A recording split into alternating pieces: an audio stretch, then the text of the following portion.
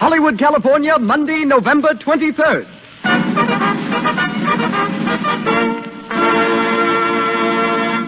The Lux Radio Theater presents Paul Muni in the story of Louis Pasteur with Fritz Leiber and Crawford Kent.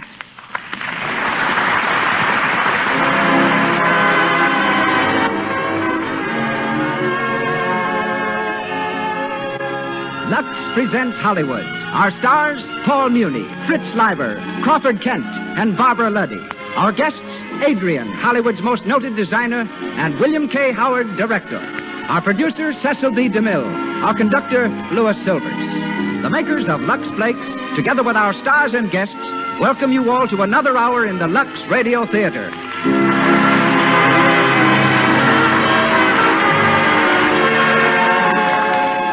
Here's a word to the ladies. Try Lux Flakes for washing dishes. Ordinary soaps often dry your skin, making it rough and red, and making the nails brittle. Lux Flakes contain no harmful alkali. They protect the natural oil in your skin, safeguard your manicure, and give your hands beauty care right in the dishpan. Lux Flakes are just as good for washing dishes as for washing fine fabrics, and that's saying a lot. And now, it's time to hear from our producer. Ladies and gentlemen, Mr. Cecil B. DeMille.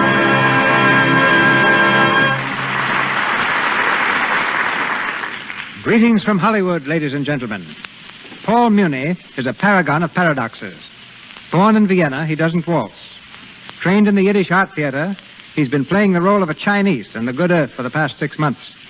At the age of 11, Mr. Muni went on the stage in the part of a bent and withered old man.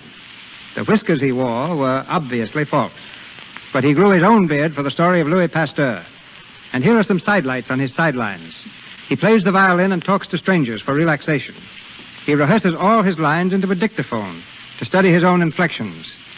He experiments with makeup at home and obtains material for his characterizations firsthand. In other words, if he's playing the part of a Chinese, he spends a great deal of his time in the Chinese Quarter. And if he's to be a gangster on the screen, he mingles with the gangster element. And if he's a scientist, he reads everything available on the science he's supposed to represent. It's nearly 2 years since Mr. Muni's last appearance on the air. Then, as tonight, he was heard from the Lux Radio Theater and starred in his favorite stage play, Counselor at Law. Tonight, we hear him in his favorite screenplay, The Story of Louis Pasteur. The part of Dr. Charbonnet is played by the same distinguished performer who enacted it on the screen, Mr. Fritz Leiber. Crawford Kent will be heard as Dr. Radis. Louis Silvers raises his baton to start the music as the Lux Radio Theater presents the story of Louis Pasteur, starring Paul Muni.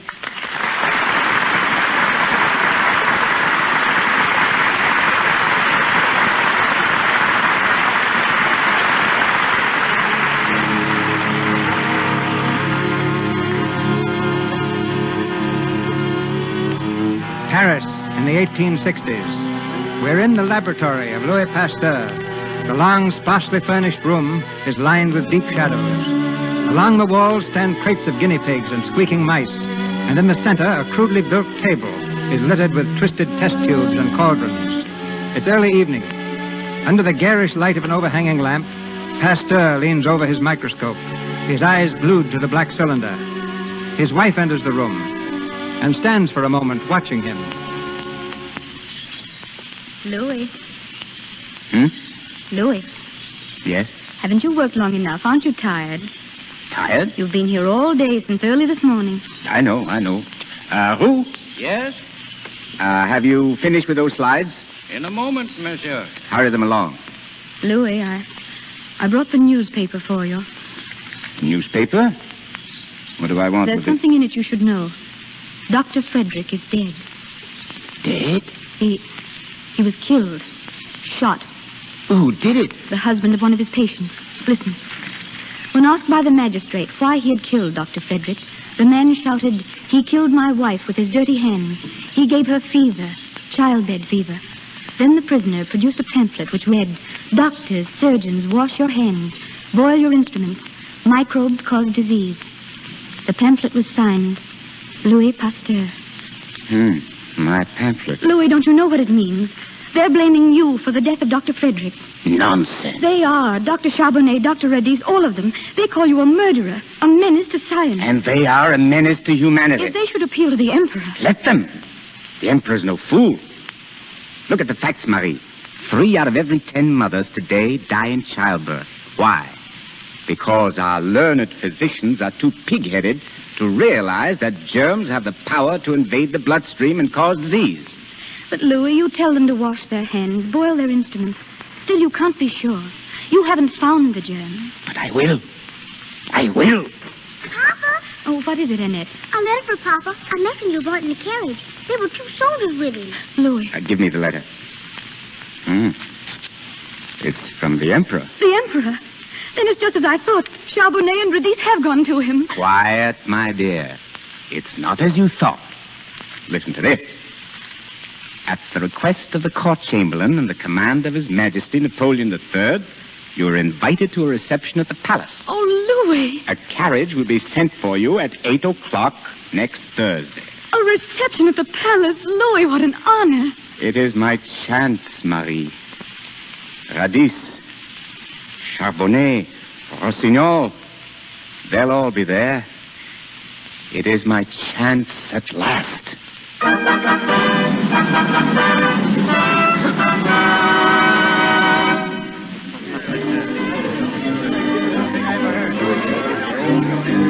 Your Majesty, this man Pasteur is not even a doctor.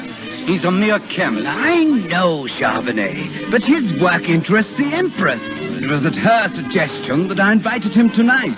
Yes, Dr. Charbonnet. If I am not mistaken, Pasteur was instrumental in discovering the cause of fermentation of wine some years ago. Yes, Your Majesty. I recall it now. He claimed to have discovered little animals in it, infinitesimal beasts. And he still does, sire. Only now he finds them everywhere. But are there such creatures? Do they really exist? Your Majesty, microscopic organisms have long been observed. Yes. They spring into being of their own accord wherever there is putrid matter or fermentation. They are the result rather than the cause of disease. Oh, I see. By heating wine to a certain temperature, Monsieur Pasteur was able to destroy them. I presume he plans to cure blood poisoning in the same manner, namely, by boiling our blood. Heaven forbid. It's not unlikely, I assure you. Dr. Charbonnet, I'm afraid you exaggerate. I, too, have read Pasteur's pamphlet. It says nothing about boiling blood, merely to boil the instruments you surgeons use. Madame, if I did anything so absurd as to boil my instruments or scrub my hands, they'd think I was a witch doctor resorting to charms and laugh me out of the hospital. That would be a novelty, monsieur. Most people who go to hospitals are carried out dead. Your Majesty. What is it? Monsieur Louis Pasteur has arrived, Your Majesty. Oh, yes. Show him to the East Room and ask him to wait for me there. Yes, Your Majesty. Charbonnet, find Dr. Rossignol and Dr. Radis and any others who might be interested. We'll see Pasteur together and discover for ourselves whether the man is a genius or a charlatan.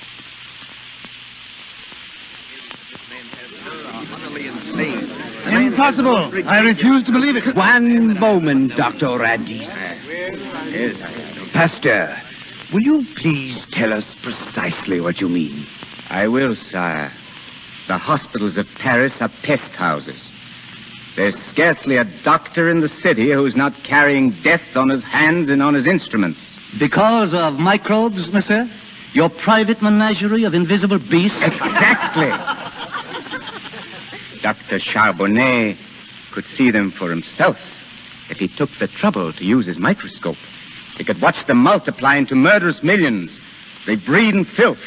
They may start from the gutters of Paris tonight and by tomorrow claim some mother from this very court. Preposterous to think that a human being could be destroyed by an animal 10,000 times smaller than a flea. It's as though an army of ants should destroy Your Majesty's empire. Listen. A young woman died here tonight. The wife of the coachman who brought me. She was your patient, Charbonnet. A victim of your bigotry. You dare? You accuse me? But that isn't the end. The woman who attended her, your nurse, will carry the infection to your next and more illustrious patient, the Comtesse Gabrielle de Villefort. Your Majesty. Stop! I've had enough. You should know better, Pasteur. The Countess Gabrielle is Her Majesty's sister. I regret, sire, but death knows no rank. Silence! In the preservation of wine and beer, you have been of service to France. We appreciate it. In the future, you will confine your work to that field or suffer my displeasure. That will be all. Your Majesty.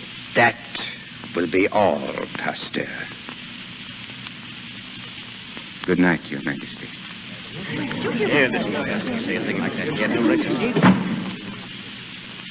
Carriage, please. Yes, monsieur. Monsieur Pasteur.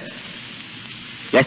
Permit me, please. I am Jean Martel, physician and surgeon, doctor of medicine from the Sorbonne, secretary of hygiene, member of the International Society of Doctors at Edinburgh. Personally, I'm convinced that there is some truth in what you say. You honor me. Why, Charbonnet's a fool. When it comes to anything new or the least I bit beg your pardon.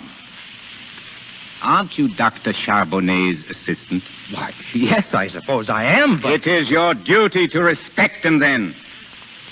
Not to ridicule him. I, monsieur? Good night.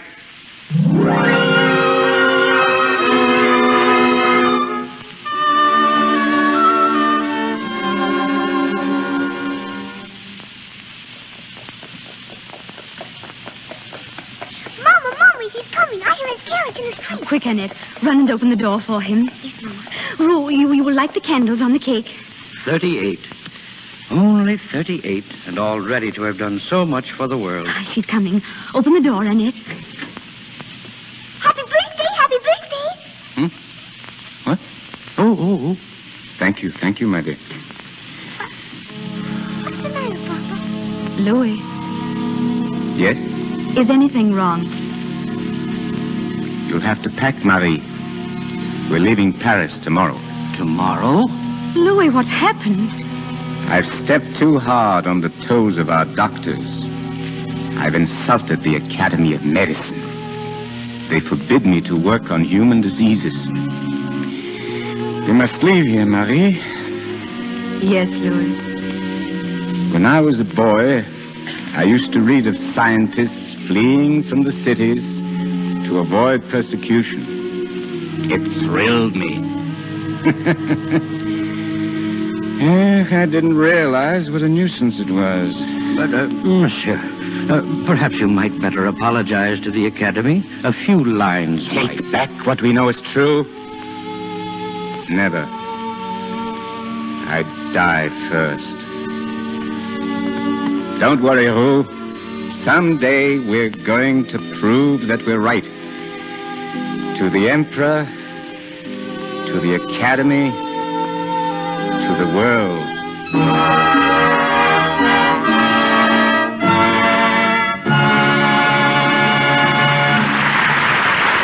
In a moment, we will continue with the Lux Radio Theater presentation of Louis Pasteur, starring Paul Muni. But now we're going to the stockroom of Columbia's wardrobe department on Gower Street. A seamstress is taking one of her new assistants through the department, showing how and where the dresses and coats are kept. Now, over here are Irene Dunn's dresses. These are the ones she wore in Theodora Goes Wild. We might as well take the pink one out. It's got to be washed before we make it over for another picture. Washed? Why, can you wash a dress like that? Oh, yes. They were 15 days making that particular scene. And I know that dress has been washed at least 3 times. Well, I didn't believe you could wash that kind of material. Oh, my, yes. It washes beautifully in Lux Flakes. Of course, we wouldn't risk it in anything else. You see, these clothes are worth a lot of money, and we can't take chances. They've made Lux a rule here in the wardrobe department. You better keep that in mind, too. Always see that there's plenty of Lux. Now, on this side over here... All the big Hollywood studios use Lux Flakes for washing fine fabrics because they've discovered it's the sure, safe way to keep them looking like new. Lux contains no harmful alkali, and with Lux, there's no harsh cake soap rubbing. Even the sheerest materials that are safe in water alone, you can put into gentle Lux suds with perfect assurance. Try it for all your precious washables. Your silks, rayons, woolens, and fine cottons. You will love the way they come out of Lux, clean, fresh, and brand new looking. And once again, Mr. DeMille.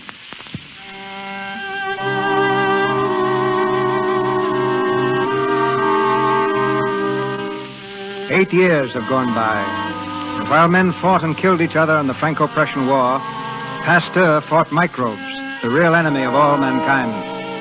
The war is over now, and the government, hard-pressed to meet the heavy indemnity imposed by Prussia, has turned its attention to rebuilding the ravaged countryside.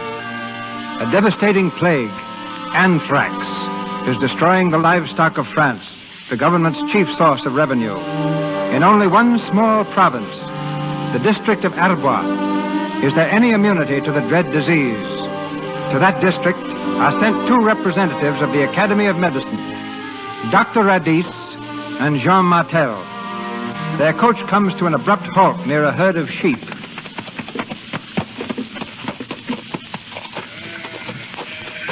Look at that herd, Dr. Radis. They seem to be healthy enough.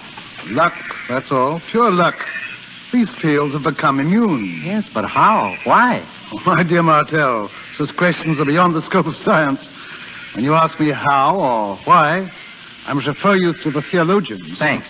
I'll ask at this farmhouse first. Well, Martel, don't waste your time. Asking questions is never a waste of time. Oh, but my dear fellow... Radis, the future of France. Our whole financial structure lies in the health of our livestock. If we're to meet our indemnity, we must have a source of income. Oh, good morning, monsieur. Oh, good morning. Good morning. I'm sorry to intrude upon you. I'm Dr. Jean Martel. This gentleman is Dr. Radis. We were sent here by President Thiers to discover, if possible, why your sheep have escaped the plague. Oh, you're quite welcome. My name is Annette. Annette Pasteur. I'm sure Father will be delighted to see you. Pasteur? Not Louis Pasteur, that chemist. Yes, monsieur. Will you come this way? Father's back in the shed vaccinating some sheep. Vaccinating? Yes, monsieur. Against the anthrax bacillus. The what? The microbe, monsieur. The germ that causes anthrax. Do you hear that, Martel? The germ. What? Oh, yes. You seem to be very well informed, Mademoiselle Pasteur. Oh, thank you. I couldn't help but know something about it. Oh, Father, there's someone to see you. Oh, good morning, monsieur. Dr. Martel and Dr. Radis. Dr. Rat. Oh, yes. So, Monsieur Pasteur, you are now the savior of the sheep, eh? Very interesting. You remember Pasteur, Martel? He's the man who was responsible for Dr. Frederick's death, remember? He was run out of Paris. Not quite, Doctor. Oh, don't deny it, you were. And you were warned not to practice. Positively forbidden. What's that? That sheep doesn't seem to agree with you, Dr. Radis. A prophet is never without his followers, it seems. But rarely such intelligent ones. These animals know what's good for them. Perhaps you'll tell me what's good for them. I'd like to know, too. Oh. Yes, monsieur? Come here. Rue, will you try to explain to Dr. Radis just what we're doing? He's a member of the Academy of Medicine, so you'll have to use very simple language. We are convinced, Dr. Radis, after 8 years of experimenting, that this vaccine, when injected into the animal, will set up an immunity. Ridiculous. It would take 80 years to convince me. 80? Aren't you a bit optimistic? Well, the simple truth of the matter is that your fields are immune. It's impossible for sheep to be stricken in this neighborhood. And when I make my report to the Agricultural Board, I'm going to advise that all healthy cattle be moved to this district. No, you can't do that. I tell you, these fields are raging with contagion. They'll die by the thousands. Bah! Oh, come along, Martel. I've heard enough. Dr. Radis. Well, are you coming? No. I'm going to stay. Very well. Get on. Still disobeying your superiors, eh, Dr. Martel? Why, I didn't think you remembered me. At the palace. The night I told the Emperor Comtesse de Villefort would die. You were right. She did die. Charbonnet's never forgiven you. Yeah. It's a pity. May I ask why you want to stay? I'm no longer an idle courtier, monsieur. I work for the government. My job is to help the farmers of France. So, well, if you don't mind, I'd like to work with you, monsieur. Annette? Yes. Come here, dear. Ask your mother if we have room for a guest. Oh, yes, I'm sure we have. I'll see. Excuse me, monsieur. My daughter blushes a pretty color. She's a very pretty girl, monsieur. Ah. Mm-hmm. So, you want to render your country a real service, is that it? Why, yes. Yes, I do. If you've discovered a vaccine against anthrax, it's my duty to make it known. And you think the Academy would be interested? If you can convince me, monsieur, I should be honored if you'd allow me to convince them. Thank you. Come along, Marcel.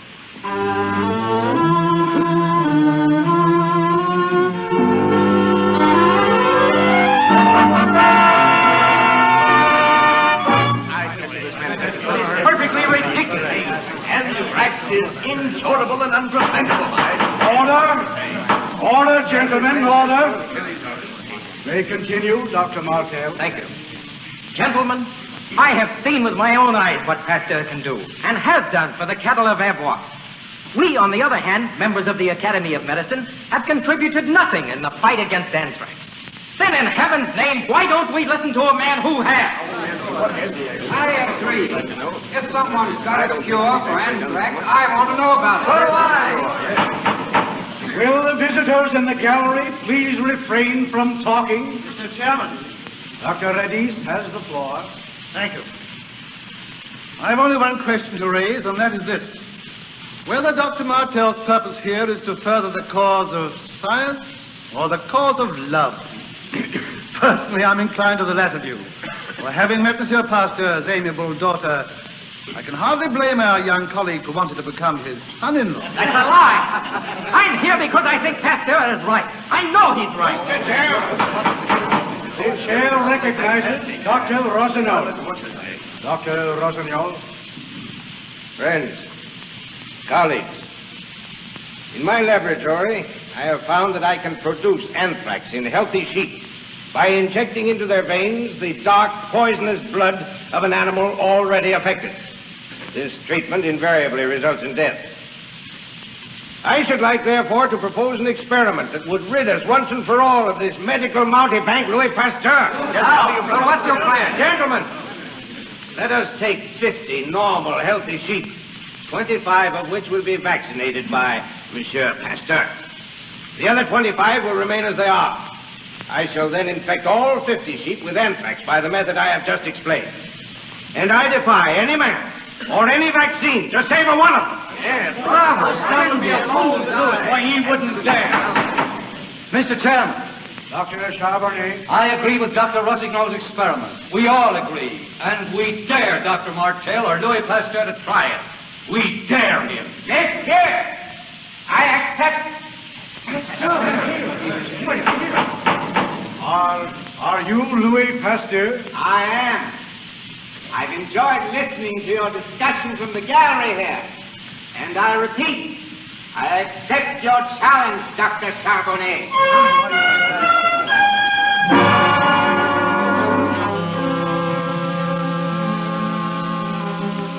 The experiment has been carried out. 50 sheep, all of them infected with the deadly anthrax bacillus. Half of them vaccinated by Pasteur. Will Pasteur's sheep live? Will the vaccine immunize them against anthrax? From all the world over come scientists to witness the experiment. They mingle with the peasants in the fields at Arbois. Suddenly a cry goes up. The unvaccinated sheep are dead. Then another cry, which heralds the success of the experiment. Pasteur's sheep are alive. They have resisted the disease. Anthrax has been conquered. Well, Dr. Rossignol, are you convinced? Alive. All of them. Why, it's almost unbelievable.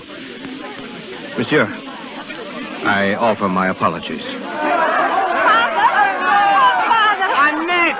It worked! At last! It's a triumph, monsieur! Yes, and for you too, my boy. Congratulations. For me? I'm not wrong, am I, Annette? Well, John, we're going to be married, Father. Well, I thought so. The day he arrived, I thought so. Monsieur Pasteur. Yes? May I congratulate you, sir? I've come all the way from Edinburgh to watch this experiment. Thank you. Thank you, monsieur. My name is Lister.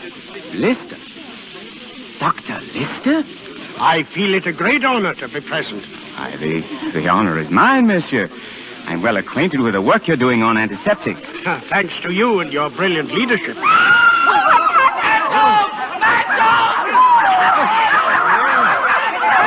It's a dog. There's a mad dog loose. Jean, take Annette to the carriage. Quickly. A man has been bitten. They've shot it. Yes, too late. Take him to the blacksmith. Take him up there. To the blacksmith. To have a red-hot iron burned deep into his flesh. Oh, poor fellow. All the doctors in Europe couldn't do more for him. If he doesn't get rabies, even after the cauterization, he'll be very lucky. To die of rabies. And yet, there must be a way. A cure. There must be.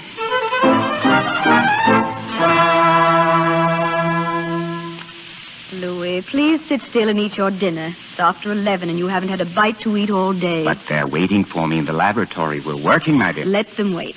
Look, I have a letter for you. It came by special post from England. From Dr. Lister. Let me see her. Not until you've eaten. Oh, but it's important, Marie. I must know what it says. Very well. I'll read it to you. Dear sir, my observations lead me to believe that you are a scoundrel. What? I am told that in the year you've been in Paris, you've become a slave driver to your assistants, that you neglect your wife, abuse your family. Come, Marie. This is no time to joke. Very well. I'll tell you what he really says. Your recent paper on the known sources of infection is admirable in every detail. Ah, a very clever man. Listen to this. Forgive the frankness with which a common love of science inspires me. I embrace you. My fellow workers in Brussels and Prague report that their hospitals are rapidly becoming safe. Mothers can go to them without fear. That's where our Annette should be sent to have her baby. I must tell Jean. Listen, there's more. I do not hesitate to acclaim you the most valuable man yet to enter the field of science. Good Lister. You see, Marie? Now I must work and work and work. Louis, what was that? Nothing, Marie, nothing. Down in the laboratory, I heard it. What is it? What is it? It's... A dog! A mad But dog! it's all right, Marie. We have a mad dog down there, but... Please, Louis, please, not hydrophobia. Don't work on hydrophobia. I may as well tell you, Marie. I've been trying to discover a cure for months. I pledged myself to wipe it from the face of the earth.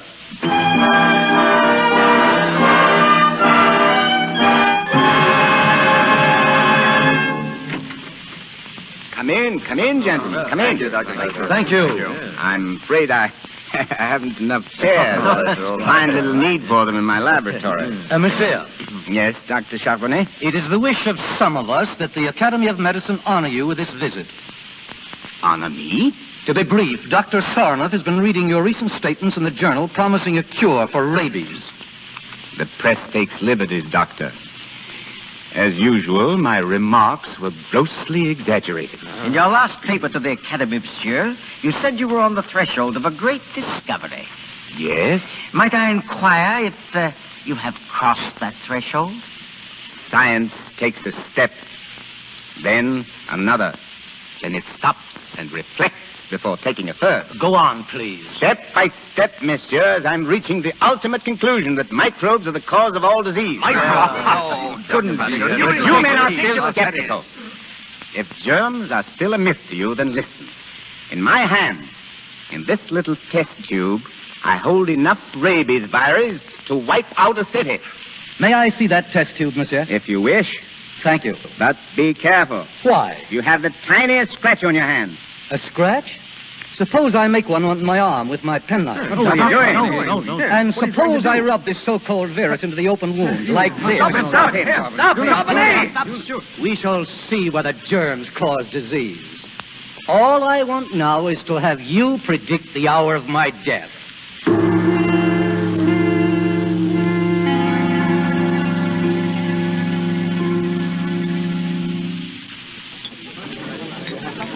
There's Charbonnet now, sitting at the table. He seems to be enjoying his beer, too. Strange for a dead man, eh? Well, Charbonnet, how do you feel today? Very well, Dr. Redis. And you? It's over a month now. According to Pasteur, you should be in your grave. The more germs I've given, the better I feel.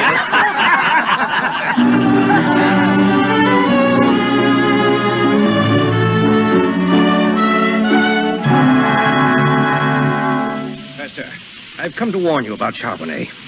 You can't afford to be made ridiculous. The work you're doing is too important. I wish it were important, but it isn't. Yes, but you seemed so confident the day we were here. Still am. Every animal that was vaccinated with the contents of that test tube died. Except Charbonnet. For some reason, he was able to resist the disease. Why, I don't know. Are you sure it was the same tube? Positive. It was the only specimen I had. You may have let it stand too long. You told me once that germs grow weaker, less virulent with age. Wait. It might be. Come into the laboratory. Who? Marcel. Monsieur? Who? How old was that virus when Charbonnet rubbed it into his arm? 14 days. And when was it last used on a rabbit, Marcel? Why, about a week before, I believe. A week? Are you sure? Oh, wait a minute, wait. Here's the record. 9 days, to be exact.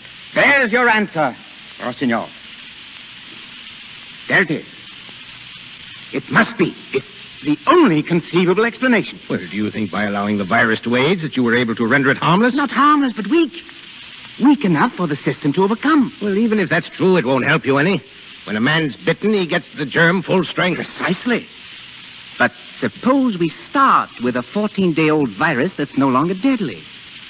Suppose we inject it into a healthy animal, and day by day, as nature builds up his resistance, we increase the doses with stronger, fresher samples until he's able to withstand the actual disease as we find it in the world at large. Would he not then be immune? No, impossible. It would never work. If the first injection didn't kill him, the second would, or the third. Martel. Yes, monsieur. Where are those tubes you've been preparing? Right here. They're all in order. Each one is dated. Here we are. 14 days. How many dogs have we left? 10. Are they well? Healthy? In perfect condition. They've never been exposed. Give them hydrophobia. Monsieur. What? Give them hydrophobia.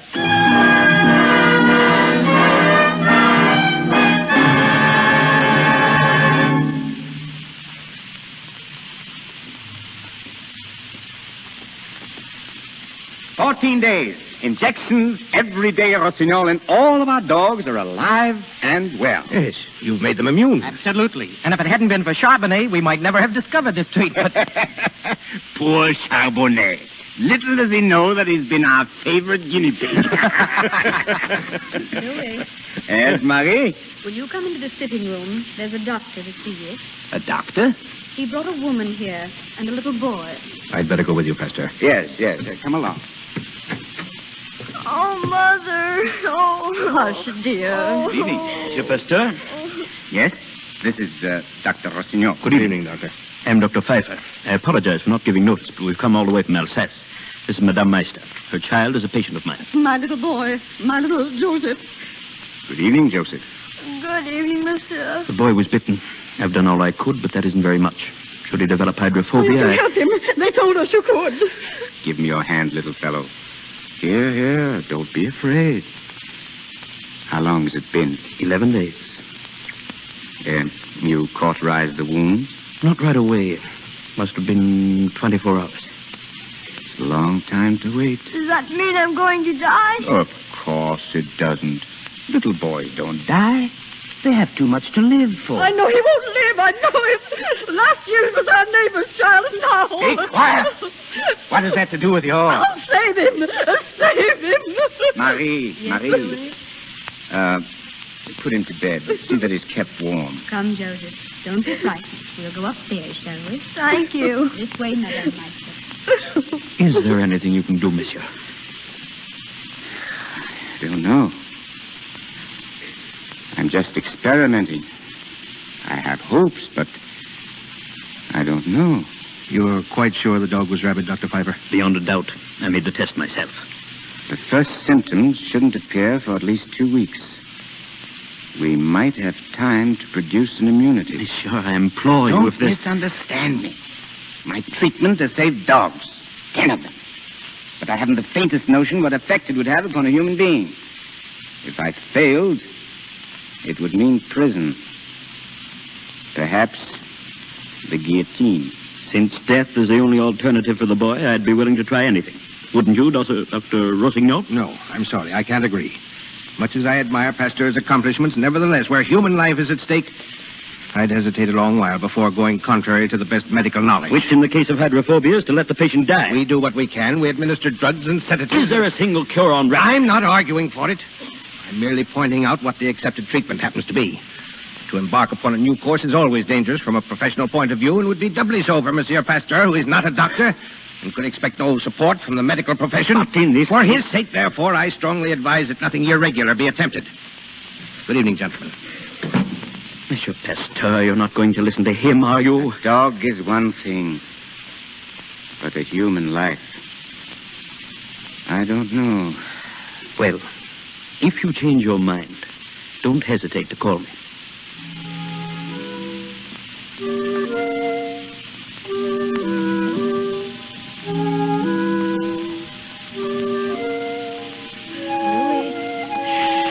Louis, where are you?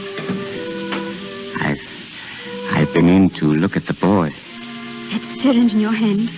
What were you doing with it? Quiet, Marie. That boy, he's so young. So young to die. Someone had to help him. You didn't give him the treatment. You didn't, Louis. Yes, Marie, I did. You'll go to prison. They'll send you to prison. Not so loud. He'll need his sleep.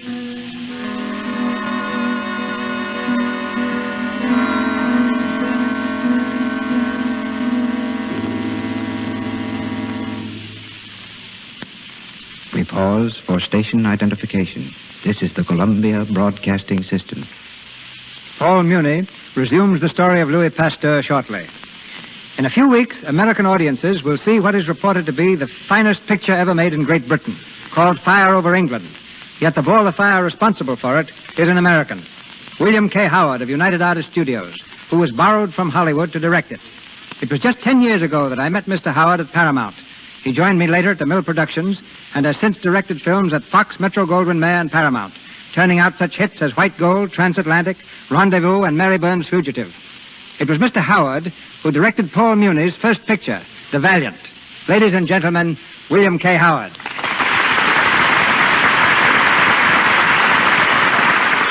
Thank you, Mr. DeMille, thank you. May I tell you how happy I am to meet you again and to appear on the same program with you and Mr. Muni? And may I congratulate you upon the success of that brilliant picture, The Plainsman, yours, that I had the pleasure of seeing last week. Thank you, Bill. Thank you. Nice to hear you referring to my directing Mr. Muni in The Valiant. That was an interesting experience because, well, Mr. Muni's first picture was almost his last. You see, the producers stopped production almost before it began.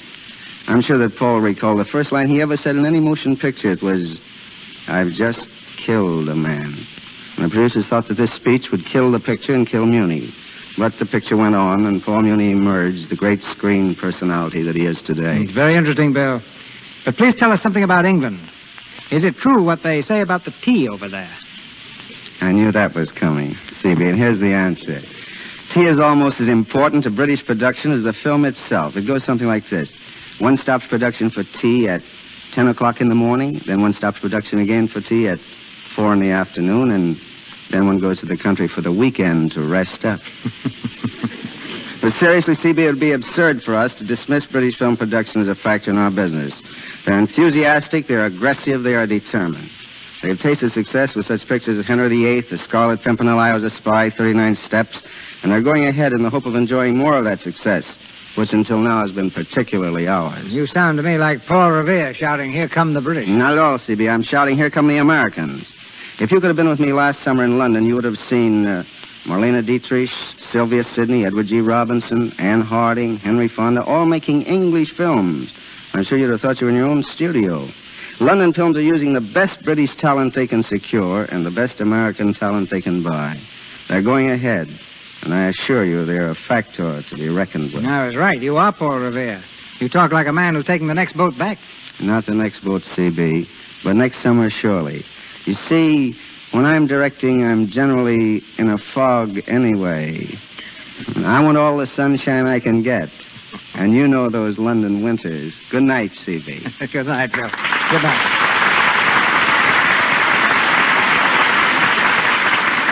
Back to the story of Louis Pasteur, starring Paul Muni.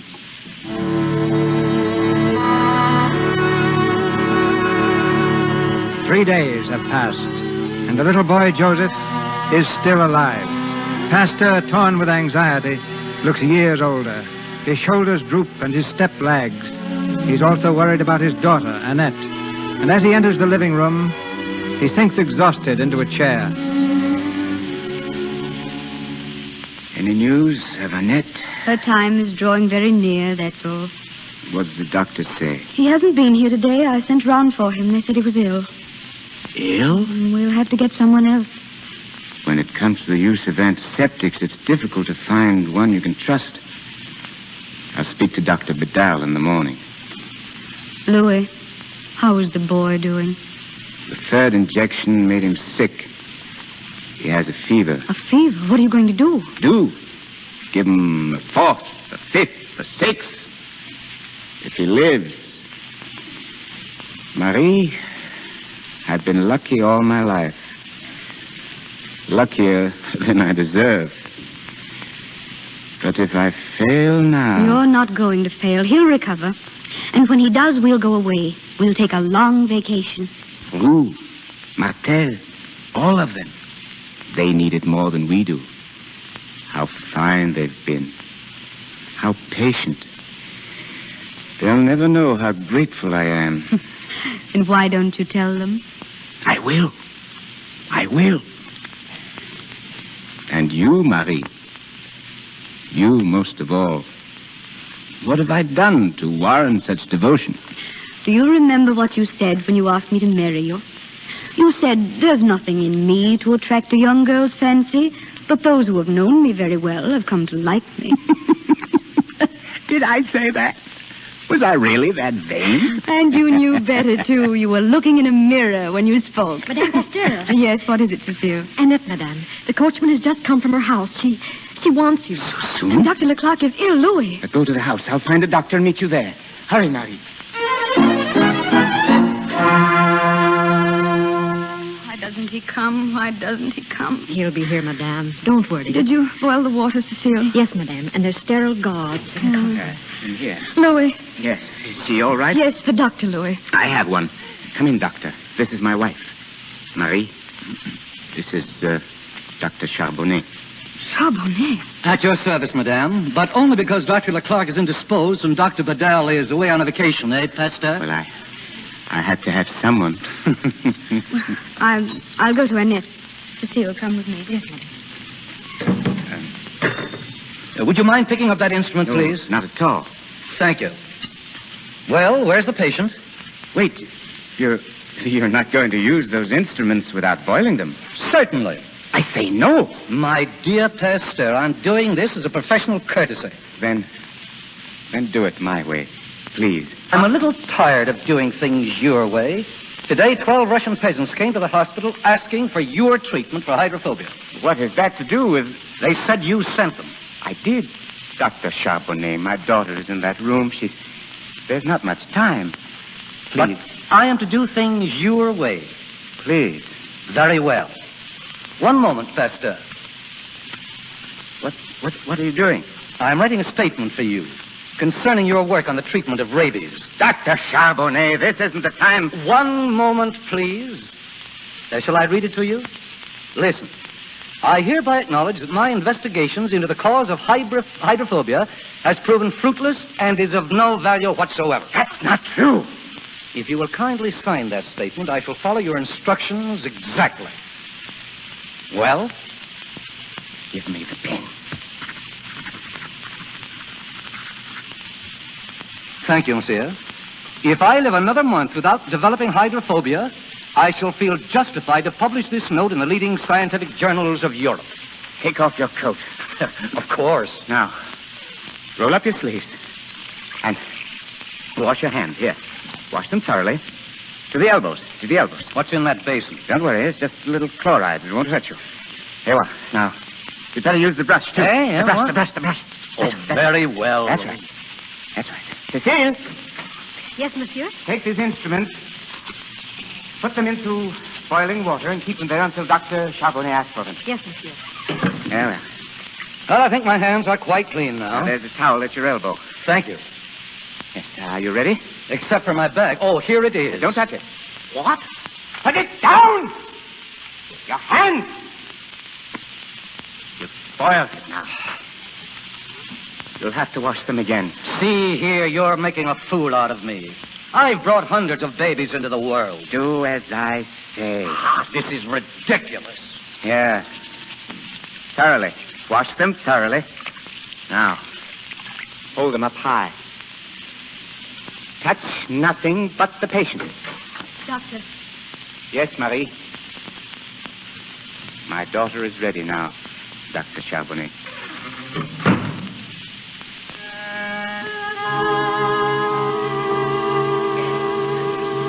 Louis, are you asleep? We have a grandson. Do you hear? A grandson. Louis, wake up. Dr. Charbonnet, come here. Louis. What's the matter? My husband, he doesn't answer me. Quiet, please. What is it, Doctor? He's not. No. He's had a stroke.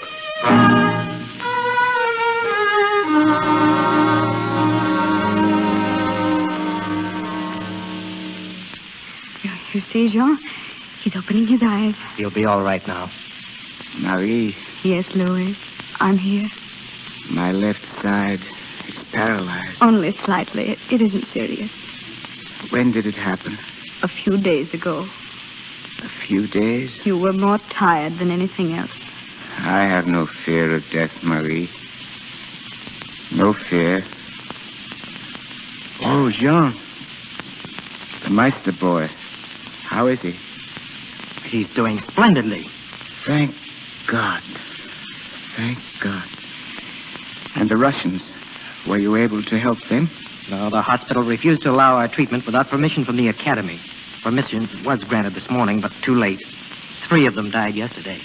Horribly. Let me up. I must go. Louis, please. Let me up. How many are left? 19, but it's no use. It's hopeless. If our efforts can save one, it will be worth it. Help me up, someone. Get me dressed. Order the carriage. I'm going to the hospital.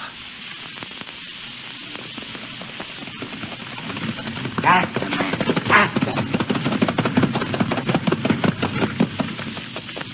Спасибо. Patient number 6, first treatment. 14-day-old virus. Give it to him, Roux. Yes, monsieur. Patient number 7, 4th day. Any change? Not this morning. Continue treatment 11. 11-day virus. Patient number 8. Monsieur Pasteur. Oh, good morning, Dr. Charbonnet. I've been watching your patients, monsieur. They're doing very well. Yes, indeed. Even better than I hoped. Charbonnet, I didn't thank you for delivering my grandchild. You've been ill, monsieur. I'm sorry. Perhaps this note will speed your recovery. Note? The statement I asked you to sign. I'm giving it back to you. No. A bargain's a bargain. There is your note, monsieur. I was wrong. And now I ask you for one thing more. Yes? I want the Pasteur treatment for hydrophobia.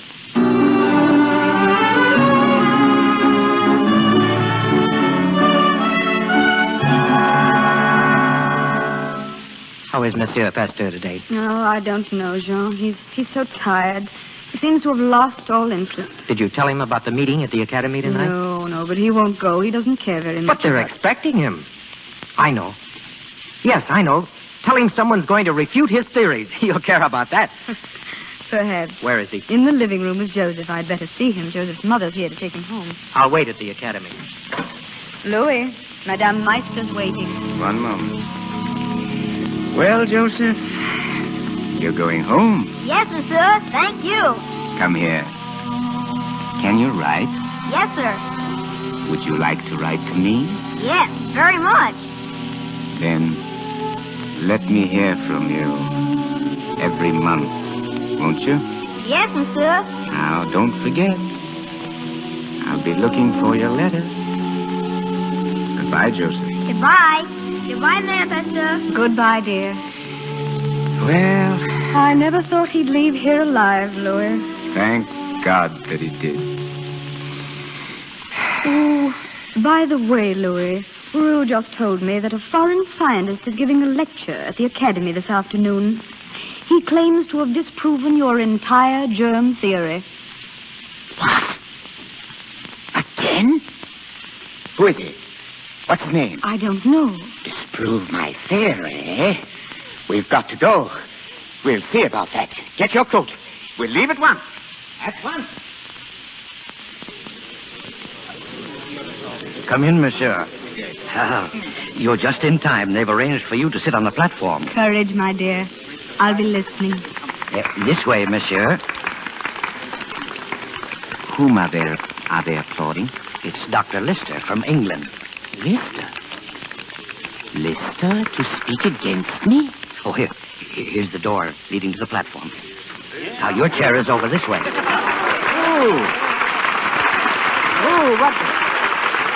What is it? Why, it's you. They're applauding you. I don't understand you. You said Lister... There's no one speaking against your theory. Oh, here he is now. Monsieur Pasteur, I greet you in the name of humanity. Lister. Great Lister. Monsieur Pasteur, from His Majesty the Tsar of Russia, the Diamond Cross of the Order of St. Anne, with our profoundest gratitude.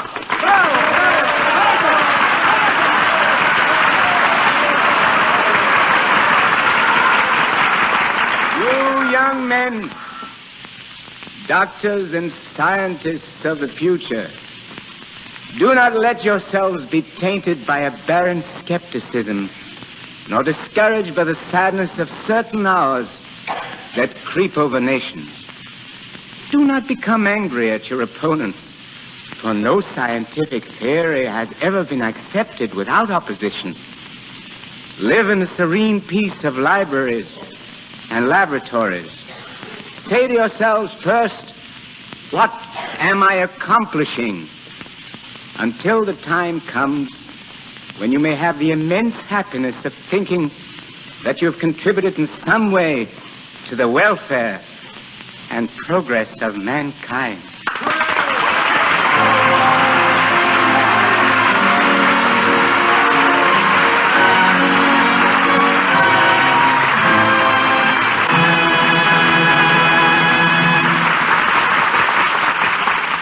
And so we end the last chapter of Louis Pasteur. Paul Muni, however, returns to us in a few moments. There sits a king in Hollywood whose scepter is a pencil and whose subjects are women the world over. His realm is fashion, and in this sphere, his name, like Abu Ben Adams, leads all the rest. I refer to Adrian. A few years ago, when I went to Metro-Goldwyn-Mayer, I brought 3 associates with me. Mitchell Lyson, now a Paramount director, Joel McRae, now a United Artists star, and Adrian. And there he's remained, dictating styles by designing clothes for such fashion pacers as Greta Garbo, Joan Crawford, Jeanette MacDonald, Myrna Loy, and Norma Shearer. Ladies and gentlemen, Adrian.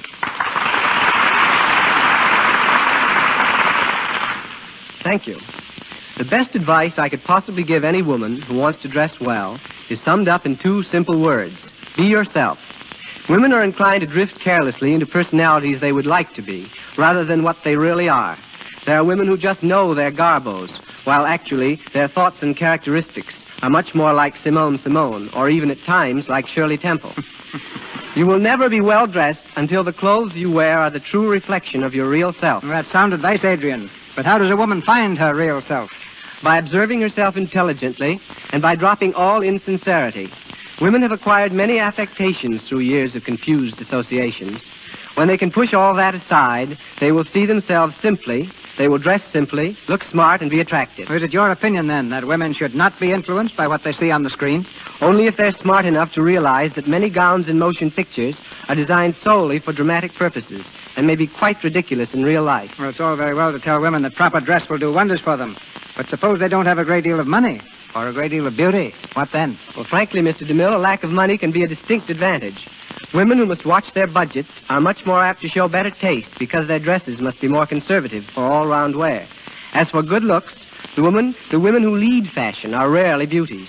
Girls like Joan Crawford, Greta Garbo, Carol Lombard, Kay Francis are not pretty from the accepted magazine cover standard, but they use their heads and are constantly doing the unexpected in their dress. The three most important pictures you've worked on recently, Adrian, are Parnell with Myrna Loy, Maytime with Jeanette MacDonald, and Camille with Greta Garbo. Do you expect these pictures to set any new style trends? Well, each is a costume film of about the same period. It may be that next spring you'll see ladies wearing bonnets like Garbo's, but they'll be dashing rather than prim. Dresses may have a bit of a bustle, and I wouldn't be surprised if shawls are worn next summer over evening gowns. I'm only guessing now, and that's a good signal to call a halt. I hope I've been as much help to the women in our audience as Lux Flakes are in protecting our wardrobe at MGM. Thank you. Good night, Adrian. Good night. And now tonight's star, ladies and gentlemen, Paul Muni. Thank you, Mr. DeMille. There's no character I've enjoyed portraying more than that of Louis Pasteur. When we stop to think what this lone man contributed to society, it makes the best of us feel a little insignificant and useless. Mr. Muni, now that The Good Earth is almost finished, what do you plan to do next? Well, I have 2 pictures to make. Escadrille for RKO, together with Miriam Hopkins.